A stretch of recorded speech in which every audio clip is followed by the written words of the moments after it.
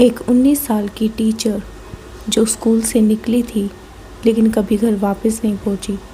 कुछ दिनों बाद उसकी लाश एक ग्राउंड में मिली। आखिर ऐसा क्या हुआ कि इस केस को सीबीआई तक पहुंचाना पड़ा। Hello guys, welcome to the final file where real crime meets real investigation. आज का जो केस है वो हरियाणा का है और अगर तुम हरियाणा में कहीं पे रहते हो सो आई एम प्रिटी श्योर कि तुम्हें इस केस के बारे में पता होगा। हरियाणा के सिंघानी में रहने वाली मनीषा एक बड़ी सिंपल एंड एम्बिशियस लड़की थी। उसका सपना था कि वो नर्स बनकर लोगों की सेवा करे।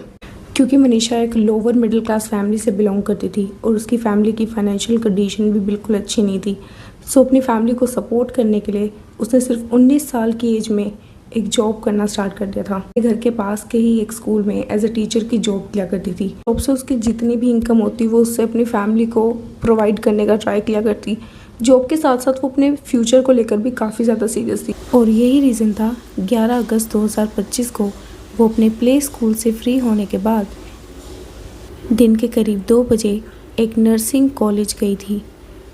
उसने वहाँ बीएससी नर्सिंग के कोर्स में एडमिशन लेना था। शाम करीब 6 बजे मनीषा के फादर को मनीषा के फ़ोन से एक मिस्ड कॉल आती है और पहले कॉल पिक ना कर पाने की वजह से वो मनीषा को बैक कॉल करते हैं, लेकिन इस बार मनीषा ने कॉल नहीं उठाया। मनीषा के फादर ने जब मनीषा को कॉल बैक किए तो मनीषा का कोई भी आंसर नहीं आया। जब मनीषा ने उनके किसी भी कॉल का कोई आंसर नहीं दिया तो अब उन्हें टेंशन होने लगी थी।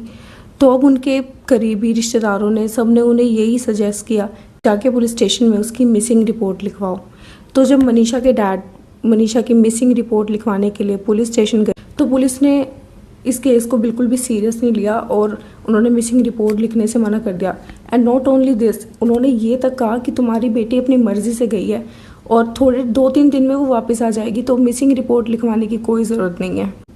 बट जब मनीषा के डैड और उसकी पूरी फैमिली ने पुलिस वालों पे काफ़ी ज़्यादा प्रेशर डाला तो फाइनली उन्होंने मनीषा की एक मिसिंग रिपोर्ट लिख दी। और जब इन्वेस्टिगेशन शुरू करी गई तो प्ले स्कूल के थ्रू दिए गए सीसीटीवी फुटेज में देखकर पता चला कि मनीषा 1:58 पे वहाँ से निकल गई थी, जिसके बाद वो उसी प्राइवेट कॉलेज में गई थी जहाँ पर उसे एडमिशन लेना था।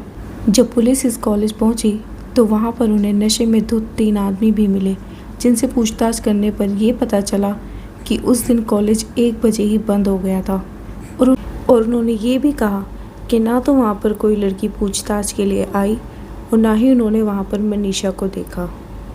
इसी के 2 दिन बाद 13 अगस्त को एक किसान को गांव के ग्राउंड में एक लड़की की डेड बॉडी मिली और उसने पुलिस वालों को कॉल किया और इस बॉडी को आइडेंटिफाई करने के बाद ये पता चला कि ये और कोई नहीं मनीषा है।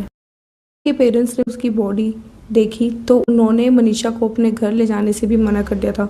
उन्होंने गवर्नमेंट के सामने ये मांग रखी कि जब तक पुलिस उसके गुनहगारों को पकड़ नहीं लेती और अक्यूज्ड को सज़ा नहीं होती तब तक वो अपनी बेटी का अंतिम संस्कार नहीं करें। मनीषा की फैमिली पुलिस से ये एक्सपेक्ट कर रही थी कि वो उसे जस्टिस दिलवाएंगे और इस केस को अच्छे से इन्वेस्टिगेट करेंगे। But the sad part is जब पुलिस ने मनीषा की बॉडी देखी तो उन्होंने कहा कि नहीं हुआ है। उन्होंने ये तक क्लेम करा कि मनीषा ने फैमिली की वजह से करा है क्योंकि उसकी फैमिली का उसके ऊपर प्रेशर था। किस चीज़ का प्रेशर उन्होंने कुछ नहीं बताया। पुलिस ने ये तक क्लेम किया कि उन्हें मनीषा की डेड बॉडी के पास से एक सुसाइड नोट मिला था। वहीं लोगों का कहना ये था कि ये कोई सुसाइड केस नहीं है बल्कि उसका बड़ी बेरहमी से खून किया गया है क्योंकि उसका गला काटा गया था और उसके फेस को एसिड से जलाया गया था, जिसकी वजह से उसका फेस इतना ज़्यादा डैमेज हो गया था कि उसे पहचानना भी मुश्किल हो रहा था। और चलो एक टाइम के लिए मान लेते हैं कि ये कोई मर्डर था और मनीषा ने अपनी मर्जी से करा था अकॉर्डिंग टू पुलिस। लेकिन तुम खुद सोचो, कोई इंसान अपना गला खुद कैसे काट सकता है और कैसे वो खुद के फेस पे एसिड डाल सकता है। और उसका गला कोई नॉर्मल नहीं कटा हुआ था, उसका गला उसके धड़ से बिल्कुल अलग था। इस केस पर काफ़ी ज़्यादा पब्लिक आउटरीच भी हुआ था, जिसकी वजह से गवर्नमेंट पर काफ़ी ज़्यादा प्रेशर बन गया था मनीषा के केस पर कोई एक्शन लेने का, जिसके चलते उन्होंने इस केस को सीबीआई को रेफ़र कर दिया। जितने भी मनीषा की बॉडी पर फोरेंसिक एग्जामिनेशन हुए हैं उसमें ये कंफर्म नहीं हुआ कि उसके साथ रेप हुआ था या फिर उसकी बॉडी के साथ कोई छेड़छाड़ हुई थी। जब इस केस को सीबीआई को रेफ़र कर दिया गया तो फाइनली मनीषा की फैमिली ने उसका अंतिम संस्कार किया।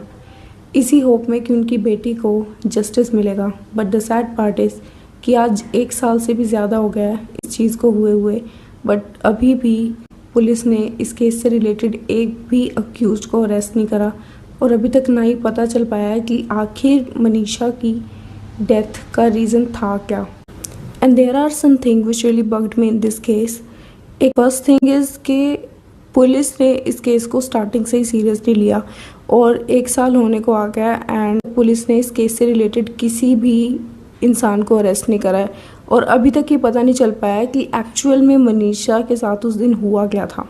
एंड सेकंड थिंग इज़ कि मनीषा इतनी ज़्यादा एम्बिशियस लड़की जिसके लिए उसके सपने, उसका करियर, उसका परिवार इतना ज़्यादा मैटर करता है, आखिर वो सुसाइड करेगी।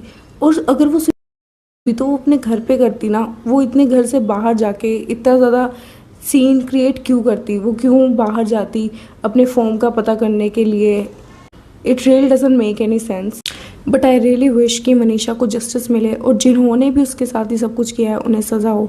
अगर इस केस में कोई फाउल प्ले नहीं है जैसा कि पुलिस ने कहा देन इट्स फाइन, लेकिन अगर इस केस में कोई भी फाउल प्ले था और वो सब सिर्फ इसलिए सामने नहीं आ पाया क्योंकि पुलिस ने अच्छे से इन्वेस्टिगेट नहीं करा, then it's a very big thing. I hope कि मनीषा को जस्टिस मिले। But for now this case is on hold, but I will keep updating you guys over this case. And if you are new to my channel and interested in true crime documentaries, do subscribe. I'll see you in the next one. Till then, take care. Bye bye.